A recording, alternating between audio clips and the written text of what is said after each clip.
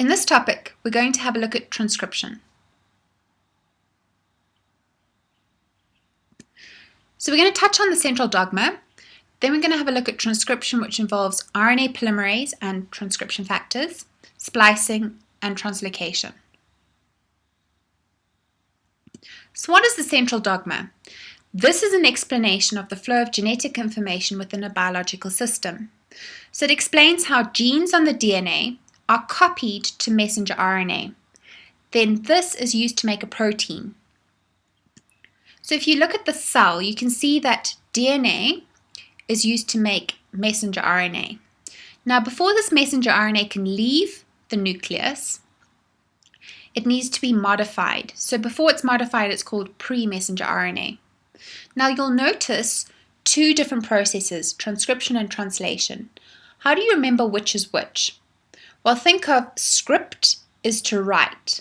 So the DNA is being written into a messenger RNA. Then it's being translated into a protein. Now, looking at the cell, where does transcription take place?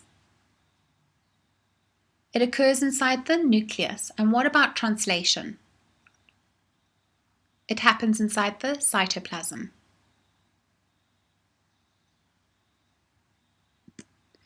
So transcription and translation are like a bakery. The basic equipment and ovens can manufacture any variety of bread or cake from relatively few ingredients. So DNA replication, which is what we looked at in the last topic, is like making lots of publications of the same recipe book. Transcription is like photocopying the recipe. And then when you take that recipe and you use it to make cupcakes, that is translation.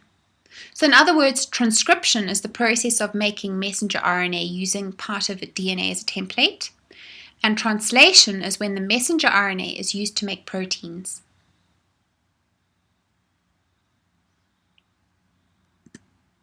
So let's have a look at transcription. Here you've got two strands of DNA in the blue. The DNA needs to unwind, which an enzyme called DNA helicase does. It acts on a specific region of the DNA molecule to break the hydrogen bonds between the bases, causing the two strands to separate and expose the nucleotide bases in that region. Transcription factors bind to a section of the DNA called the promoter site. Then you've got that green enzyme that is called RNA polymerase. And it comes along and it binds to the promoter site.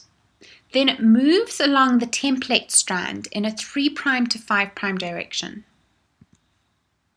So it's important to remember that RNA polymerase moves along the template strand in a 3' to 5' direction. So looking at this diagram, which way is messenger RNA being synthesized? In a 5' to 3' direction. So as I mentioned earlier, transcription is initiated by RNA polymerase, which you can see in the blue, and protein transcription factors, which you can see in the green. So transcription factors cannot initiate transcription alone, but they do form a pre-initiation complex with the RNA polymerase. These then bind to a section on the DNA called the promoter region.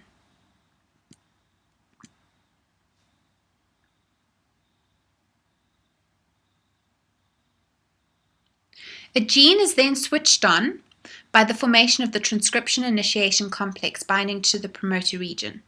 And you have transcription beginning, where RNA is being synthesized.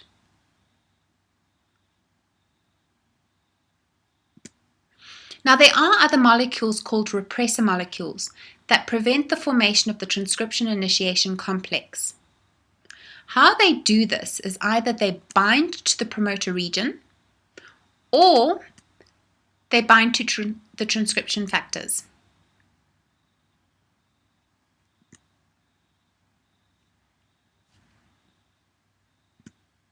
Right, back to the transcription process. As RNA polymerase is moving along the DNA template strand, it's adding complementary nucleotides, one at a time opposite the DNA strand. So guanine will pair with cytosine, and thymine on the DNA will attract adenine. Now remember that RNA contains uracil instead of thymine. So the RNA polymerase adds nucleotide opposite adenine. What will this nucleotide be? It's going to be uracil. So uracil is added opposite adenine. And just to remind you that messenger RNA is synthesized in a 5' to 3' direction.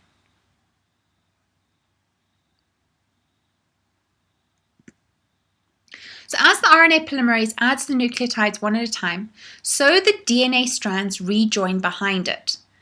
As a result, only about 12 base pairs on the DNA are exposed at any one time. When the RNA polymerase reaches a particular sequence of bases on the DNA, which it recognizes as a stop code, it then detaches and the production of the pre-messenger RNA is complete.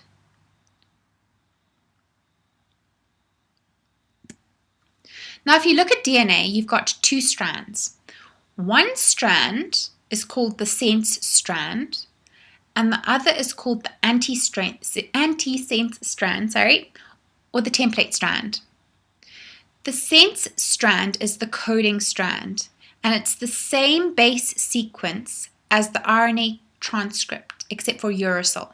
So how to remember that is sense strand, S equals same. RNA polymerase binds to the antisense strand.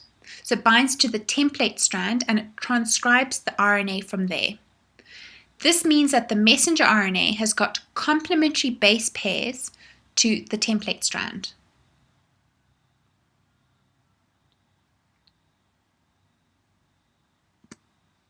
Here's another way of looking at it. Where does RNA polymerase bind?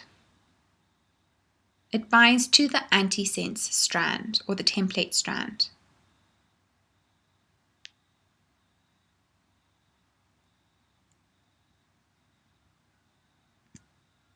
Here you've got a section of DNA that is going to be transcribed. What I want you to do is have a look at this section of DNA and tell me which strand is the template or antisense strand. It's the bottom or blue strand. This is because RNA polymerase moves along the DNA strand in a 3' to 5' direction. Now I want you to write the messenger RNA that's going to result from this DNA.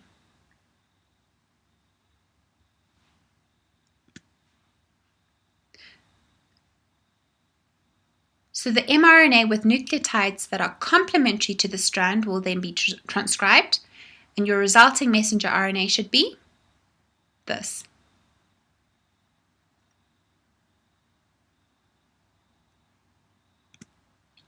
Now, before leaving the nucleus, the pre-messenger RNA produced during transcription needs to be modified, and three things happen during modification.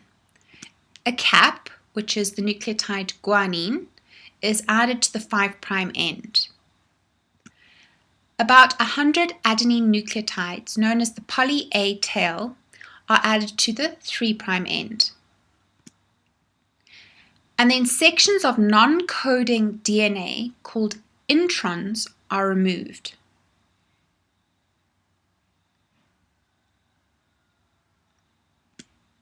So if you have a look, the pre-messenger RNA, which is represented by the green and yellow, has been transcribed. Then it's going to be modified. So a guanine nucleotide is added to the 5' end of the pre-messenger RNA. This cap is used to set off the process of translation when the messenger RNA reaches the ribosome. When the tail is added, this is 100 adenine nucleotides added to the other end of the pre-messenger RNA. And it's thought that this tail may prevent the breakdown of the messenger RNA in the cytoplasm by nucleases, because messenger RNA without a tail is rapidly destroyed.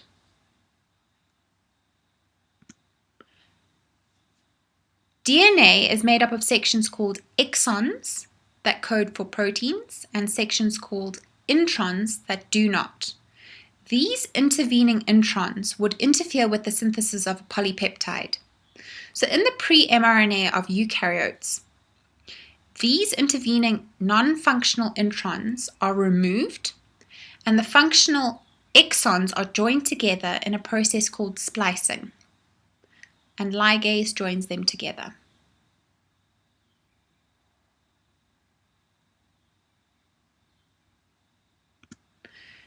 Right, let's have a look at splicing. Here's a nice diagram to show it. The regions that do not code for proteins are called introns. So to produce a functional protein, these introns need to be spliced out of the messenger RNA, leaving only the regions that code for proteins called exons. A molecule called a spliceosome removes these introns, producing mature messenger RNA that contains only exons. Before splicing, messenger RNA is known as pre-messenger RNA.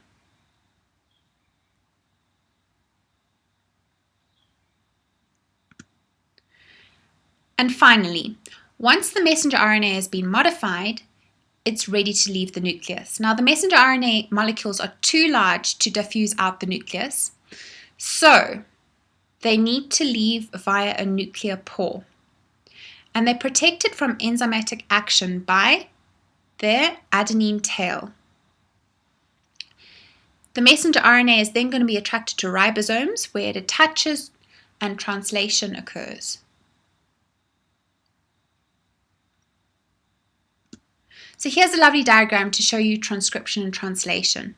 Notice how the template strand of the DNA is being read in a 3' to 5' direction, whilst the messenger RNA has been made in a 5' to 3' direction. We're going to have a look at codons and amino acids in the next topic.